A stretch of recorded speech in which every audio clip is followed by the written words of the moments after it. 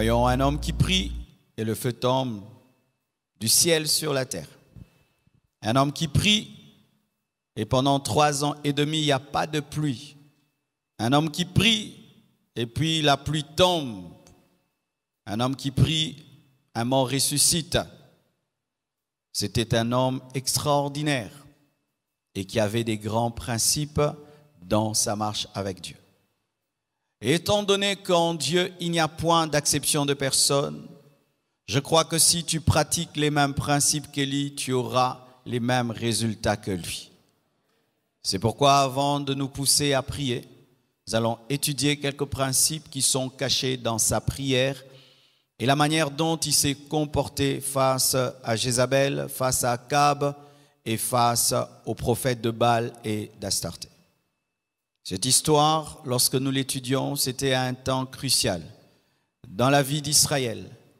Israël clochait entre l'Éternel et Baal. Vous imaginez le peuple de Dieu, les fils d'Abraham, les fils d'Isaac, les fils de Jacob, le peuple que Dieu a sorti de l'Égypte à main forte, à bras étendus, un peuple qui a vécu la main de Dieu, qui peut dire que Dieu existe. Un temps, il y a eu un mauvais roi, Akab, qui avait épousé une mauvaise femme, Jézabel, et ces deux ont amené Israël dans l'idolâtrie, dans l'adoration des démons, dans la pratique de l'occultisme, dans le sacrifice humain, car lorsqu'on adore Baal, Baal était un démon qui réclamait aux parents de tuer leurs enfants. Et Israël était entre l'Éternel et Baal. Quelle honte! Quelle abomination devant Dieu! Et Dieu a suscité le prophète Élie afin qu'il puisse rétablir les choses et que clairement en Israël, on puisse savoir qui est Dieu. Amen. C'est alors qu'Élie va défier les prophètes de Baal et il va leur dire: le Dieu qui répondra par le feu sera le véritable Dieu. Et il a dit: chacun va faire une offrande et cette fois-ci nous n'allons pas allumer le feu, que le Dieu vivant réponde par le feu. Et pour révéler son assurance, il demande aux prophètes de Baal et d'Astarté, qui étaient plus nombreux que lui, de faire l'offrande en premier. Et la Bible nous dit que les prophètes de Baal et d'Astarté ont fait l'offrande. Ils ont prié, rien n'est arrivé. Ils ont commencé à sauter, tourner, même se mortifier.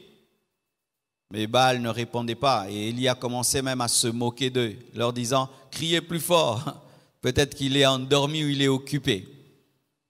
Alléluia. Alors, lorsque c'était son tour, voici ce que Élie a fait. Il n'a pas directement prié. Et les choses qu'il a faites révèlent des grands principes lorsqu'on veut être exaucé.